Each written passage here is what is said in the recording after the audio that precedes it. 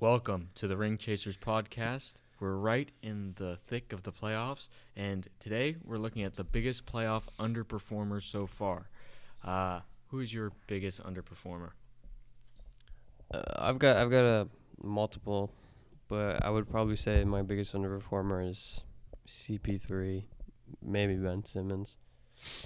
I feel like CP3 at this age and how much he's been through and all the playoff series he's encountered, he could be performing a lot better, especially with a team that needs him, especially with a team that lost a lot of talent compared to last year. And Simmons being my second underperformer, he's great in the regular season, but he's just not performing to the level that he should be. He should be dominating. I understand that he's got Tobias Harris and Jimmy Butler on his team, but he's had a couple games where he definitely dominated in the net series, for example. What about you, Grant? I definitely agree with CP3. If he played anywhere near the way he played last year, the Rockets would probably be up 3-2 or won the series. The moment KD goes out with an injury, a player like him needs to take over. You see late in the game yesterday, they're double-teaming Harden. CP3 has to take over and help him. I don't think Harden's been helping him. He's been helping Harden enough. Who's your biggest underperformer, David? My biggest underperformer is Ben Simmons. I'm not a big Ben Simmons fan. I love him during the regular season, but he just doesn't work on this 76ers team. I mean, we saw in these playoffs, he's scoring single-digit points pretty regularly. This is a player that some people talk about in top 25 NBA circles.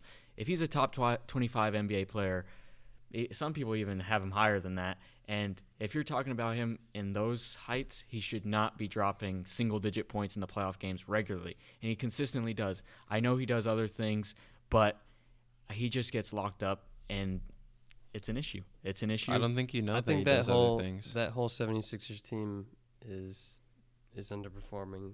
I don't know if we could say Embiid is underperforming, but we could say he's definitely injured, and it's definitely taking a toll on him and the team. He is underperforming.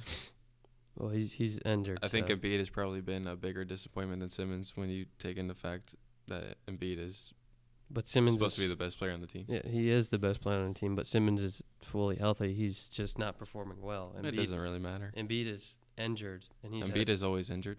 Well, not every game in the regular season. Look at how he dominates. And I think... But, we can look at another player on that team and say Tobias Harris is also underperforming.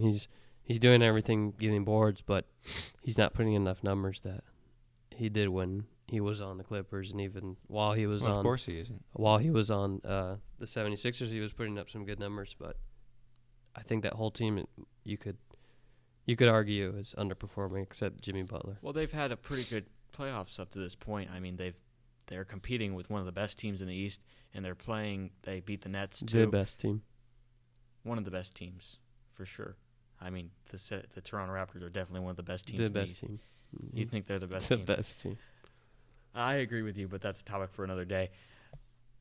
The best team in the NBA or the East? The East. Toronto's the best team in the East. Let's clarify that next time. Ben Simmons is disappointing. Joel Embiid, he's injured, I think. And I know it's the story of his career, but we're still looking at Embiid, and he's performed better than Simmons for the Sixers in this series. I don't think so. He's only played good one game, and it was a good game, but other than that, he hasn't done anything. You got to take into account he's injured. You can't be like, oh, he's got to play through it. He's injured. You think he wants to be playing like this? Look at how well he played in last year's playoffs. We were able to see how well he played against the Miami Heat, but do you think he wants to play like Celtics this? with no Kyrie or Hayward? This team is different. They've got Jimmy Butler, who's a great player in the playoffs, as we can tell. But the fact that we're saying Embiid has been disappointing, Simmons has been disappointing, and so has Tobias Harris to a certain extent, and they're only losing 3-2 with a chance to still beat Toronto it's pretty interesting. Because you've got players like J.J. Redick, Mike Scott, James Ennis. They're all performing well off the bench. Mike Scott. has been sensational these playoffs. He's hit a lot of important shots in these playoffs. Yes. I mean, he wasn't really an important role for them during the regular season, and he's just really stepped up these playoffs. I've been really surprised with him. Ben Simmons, I don't think the 76ers are ever going to win anything with or never going to win the East with Ben Simmons as the main point guard and with Embiid on the same team. I don't think that's possible. I don't think that's fair. I think he's got a lot of room to grow. Clearly, everybody knows he has no shot. He's not confident to take a shot. So he's got room to grow. And in transition, he's probably one of the toughest players to guard. Nobody's stopping him coming into the paint. But I would say if Embiid was fully healthy, they would win this series. I would be sure on that. Let me add to my statement. If Simmons doesn't develop a jump shot, I don't think that they'll ever win the Eastern Conference with him and Embiid on the same team. I think for Ben Simmons, he's a very specific type of player that needs a specific type of team around him for them to be successful, unless he develops a jump shot. I think this is the right team. They've got every piece of the puzzle they need.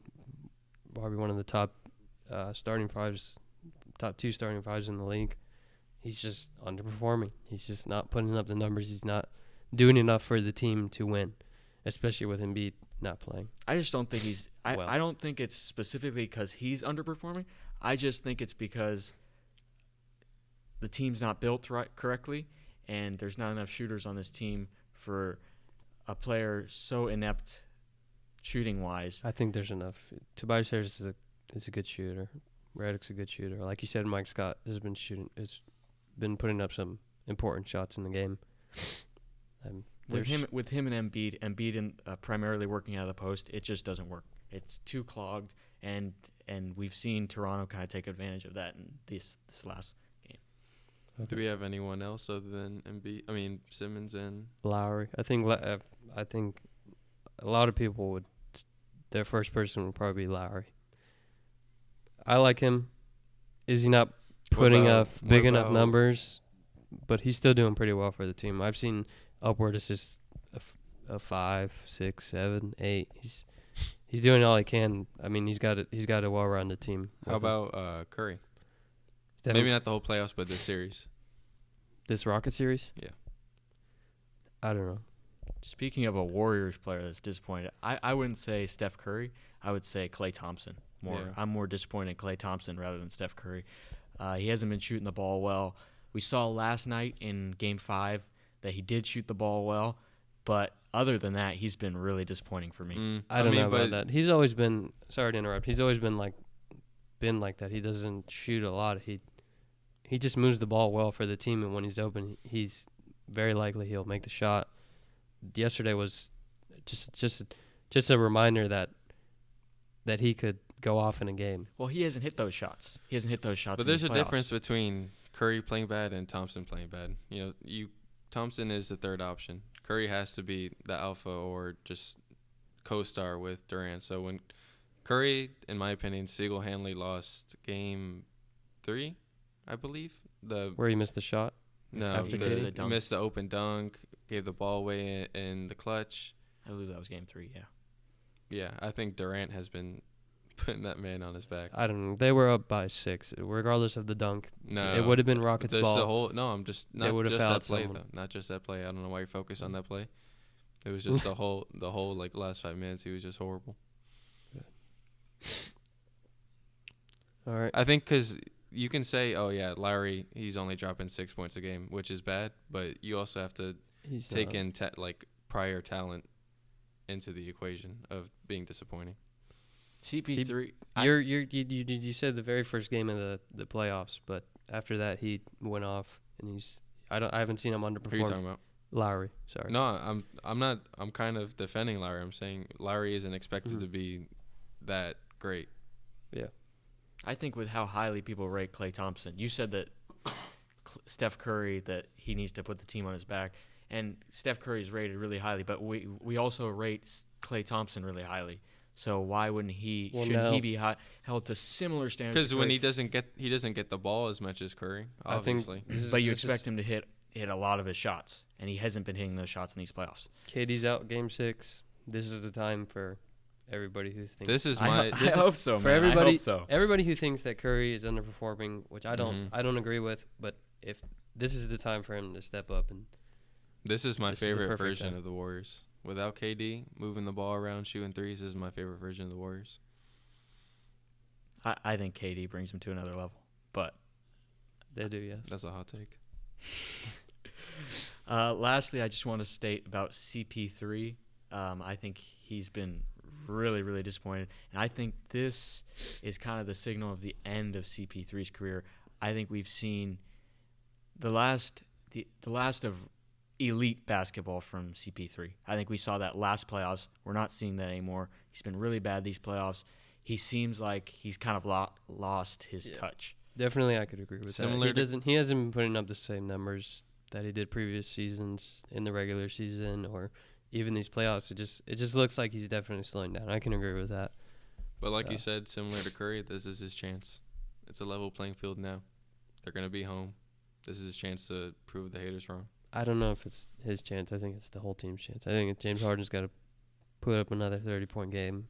Definitely, I'd like to see CP3 drop more than 15 points, but I think it's the whole It's not team's. just about points with him. He's just got to. He's not really He's gotta move the facilitating. ball, He's bro. not Yeah. playing like a floor general. He's not leading his team.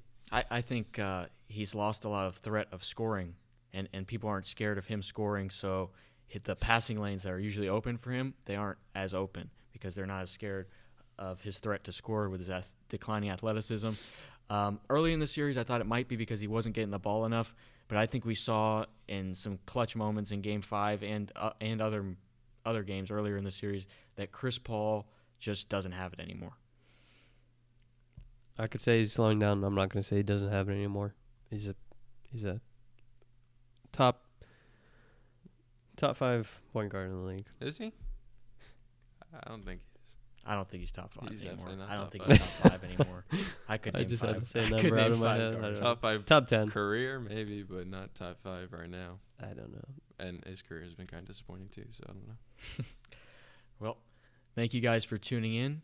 Make sure to subscribe, Like the video. like the video. Subscribe. Also- Comment. Give us a comment. See whatever you guys like. Whatever you don't like. We're open to Definitely. criticism. Also, tune into our Spotify at Ring Chasers. The link will be in the description. Link in the description. Ring Chasers Podcast. Just open up that description and it'll be right there. Click it. Listen. If you're interested in listening to more, we've got a couple more topics we're interested to share with you guys. Thanks for tuning in.